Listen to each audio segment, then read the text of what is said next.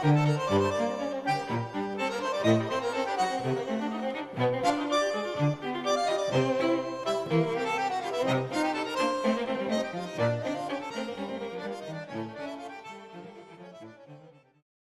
panel desafiante, evidentemente muy enriquecedor, y los documentos de discusión han tratado de aportar durante los encuentros nacionales a este tema que nos ve las cooperativas muy comprometida, y empezar también desde lo que tenemos a qué se puede desarrollar. Quería tocar unos asuntos y hacer como destacar unos elementos que puedan aportar a las conclusiones finales, pero a ver si los comparten, antes que todo, que han tocado todos ustedes. En esta especulación, en esta situación de guerra, y la semana pasada el Papa Francisco, durante la audiencia del miércoles, el día siguiente del Día Mundial de la Alimentación, dijo que la guerra no es solamente guerra física, sino que exclusión. Entonces, la dimensión de la vida, de desarrollo integral. En esta situación de guerra, donde las reglas del juego y el problema de la deuda, sino no solamente la deuda, sino los déficits, o sea, los intereses sobre la deuda, alimentan estas dinámicas. Hemos visto que necesidad de transparencia, de empeño directo de la sociedad civil, de presión, de la construcción del nuevo sector público y políticas públicas. Hubo una actividad muy exitosa el primer día acá de la cumbre. Tenemos que todo el mundo comprometernos en generar este tipo de cambio. Y el enfoque tal vez debería ser pasar más de una finanza enfocada en financiar el consumo a una finanza más enfocada en la producción de insumos para aportar crecimiento sostenible, como acabamos de decir, y un bien integral de las vidas. Entonces me recuerdo un empresario, un italiano, un ciudadano, mi compatriota, que era Adriano Olivetti. Adriano Olivetti, principio de 1900, en pleno boom industrial, positivismo, etcétera, etcétera, tenía este concepto de la empresa. Adriano Olivetti, de la máquina por escribir, la computadora, ¿no? Tenía este concepto de la empresa que debería ser la empresa comunitaria, y, o sea, generar desarrollo económico para la comunidad, para las familias, para lo que hoy la Constitución de Ecuador dice el buen vivir, ¿no?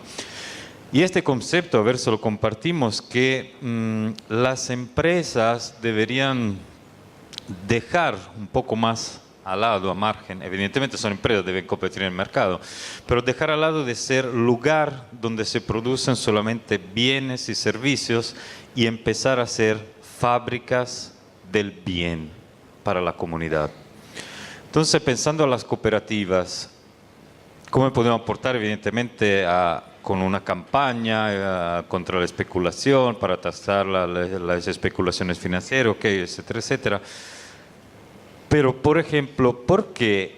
Y el último gráfico de Pedro Páez lo explica, no comprometernos más en empujar esta cuenta satélite, o sea, indicadores que sean complementarios del PIB, que puedan medir lo que Naciones Unidas, la cuenta satélite, son nociones e indicadores para medir no solamente los sectores industriales, sino lo que la economía produce en la comunidad. La cuenta satélite como indicadores donde se miden también la dimensión social, y estos indicadores puedan entrar en medir el PIB y hacer los índices de referencia para donde después se juegan las especulaciones financieras. Entonces, este papel, las cooperativas, lo podemos desempeñar, según ustedes, para producir este bien integral, para que las empresas produzcan, sean centros de producción de bien y no solamente de productos y servicios.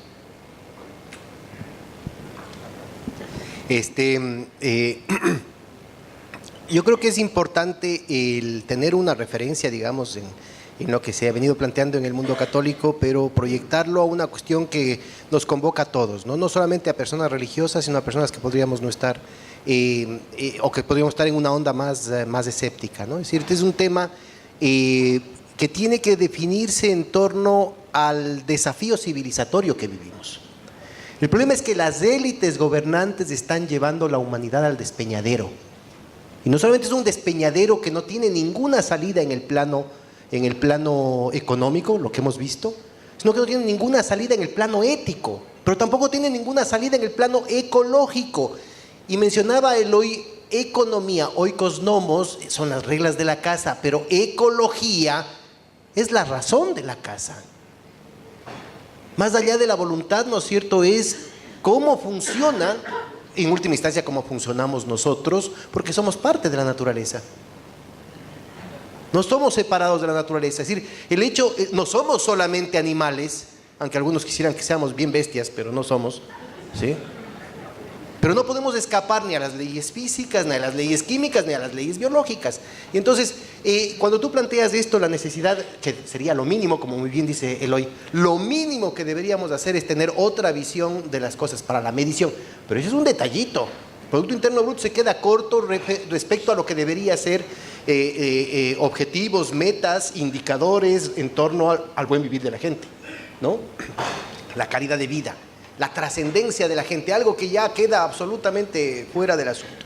Y en ese sentido quiero hacer referencia precisamente a las citas que hacía Eloy hace un momentito, en el que se olvidaba mencionar, por ejemplo, dos elementos claves.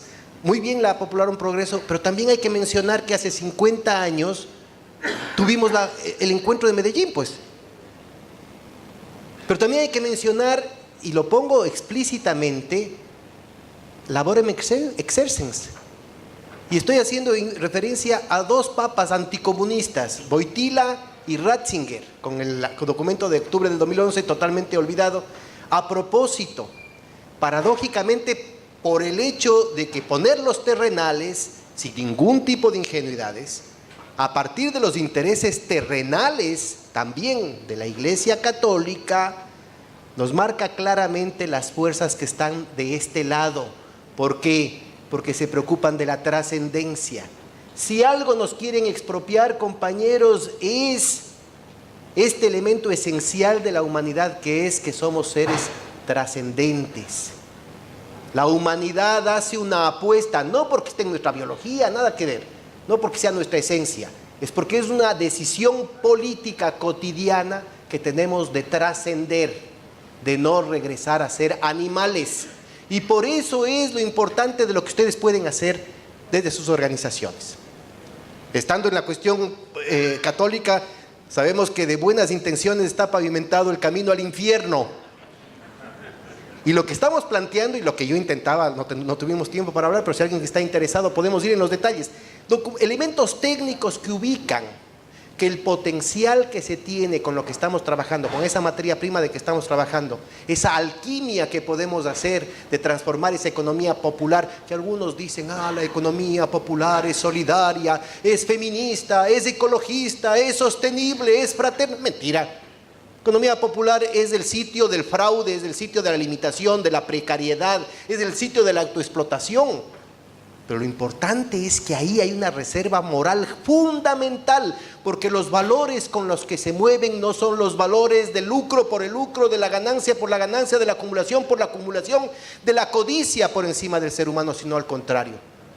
En última instancia, presionados por el sistema, por el pecado estructural del que habla Medellín y desde el cual tiene que iluminarse todos estos elementos, no solamente el documento de las cuestiones financieras económicas y financieras, el documento de Laudato Si, el tema de la Popular Un Progreso, el tema de Laborem Exercens, precisamente porque hay un pecado estructural y en la reserva moral que puede definir el horizonte de la humanidad está precisamente en el hecho de que en última instancia, compañeros, nosotros en lo cotidiano vivimos otro tipo de prioridades, otro tipo de valores que son invisibilizados por el utilitarismo, que son invisibilizados por la economía convencional, que son invisibilizados por la religión de la moneda, por el Dios Mamón del Antiguo Testamento, del tanto tienes, tanto vales. El dios dinero. Aquí no es el monoteísmo, sino el moniteísmo. El dios dinero al que se sacrificaban guaguas, muchachos, pibes, ¿no es cierto? Eso es lo que necesitamos cambiar. Y ustedes, compañeros, desde sus organizaciones, por supuesto que tienen no solamente las posibilidades de cambiar los criterios, los indicadores, sino de hacer realidad el que otro tipo de prioridades puedan ser viables. Amén, Padre Pedro.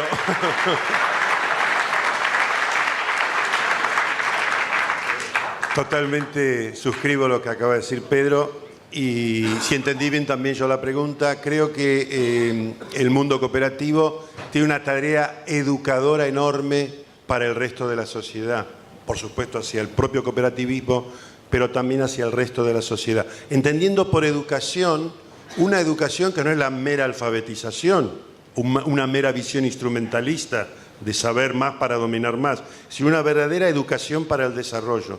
Me parece que el mundo de la cooperación, precisamente haciendo eje en este concepto tan genuino, tan importante, hace el contrabalanceo, la masa crítica, a una mirada puramente competitiva, a una mirada puramente depredadora de la actividad económica o de la condición humana. Yo, por razones de tiempo, no introduje el tema que precisamente presenta el texto que me pedían que les comunicara, que es todo relacionado con el consumo. O sea, el consumo entendido como una actividad ética. Para mí eso es una novedad, no lo había pensado nunca en ese sentido. Cada vez que compramos o vendemos, cada vez que hacemos comercio, cada vez que consumimos, estamos haciendo una decisión ética. El texto, por ejemplo, no menciona, me parece que es un agregado, más explícitamente todo relacionado con el comercio justo, por ejemplo, que no es una preocupación solamente de los países desarrollados, parece algo de los ociosos, ¿no? Ocuparnos de cómo se hace una tela, o cosa un poco cool, como se dice, sino que nosotros también, consumidores de periféricos, podemos empezar a tomar opciones en pro y a favor de nuestro propio mercado, de nuestro propio mercado interno, etcétera, que no tomamos. Me parece que ahí el cooperativismo nos puede ayudar a otros sectores que no tenemos tanta capacidad o pertinencia en estos temas, a una educación para el consumo, una educación para el desarrollo, y que ahí hay decisiones éticas fundamentales. Otro aspecto que me parece que podría ser una escuela para el desarrollo también el cooperativismo y de acciones concretas, está relacionado con algo que está muy dicho al pasar en el texto, pero que yo, repasando los textos o los documentos de ustedes del Congreso, vi que se menciona la banca ética. Me parece que ahí sería otro camino muy importante donde el cooperativismo puede ayudarnos al resto de la sociedad a hacer punta. Creo que no hace falta explicar demasiado en qué consiste la banca ética, que no es la mera banca de tipo social o a la manera de beneficencia, sino una banca ética que exige consumidores que elijan ese tipo de circuito bancario y no otro, aunque pierdan algunos puntos de intereses. Pero entonces ahí está la decisión de los consumidores, que no bastaría con apedrear al sistema especulativo y cacarear contra él, y luego en nuestra práctica cotidiana, a la hora de poner mis ahorros, lo pongo en el lugar que me da más intereses, pero no que me asegura un destino justo y que no esté financiando el narcotráfico, que no esté financiando el armamentismo, etc. Esas son decisiones éticas, en cierta medida individuales, pero que necesitan estructuras para que no sea una simple manifestación de buenas intenciones. Y agrego algo al dicho de Pedro, lo primero es la intención, es lo último en la ejecución. Así que tratemos de esa regla cambiarla. Gracias. Gracias a ustedes.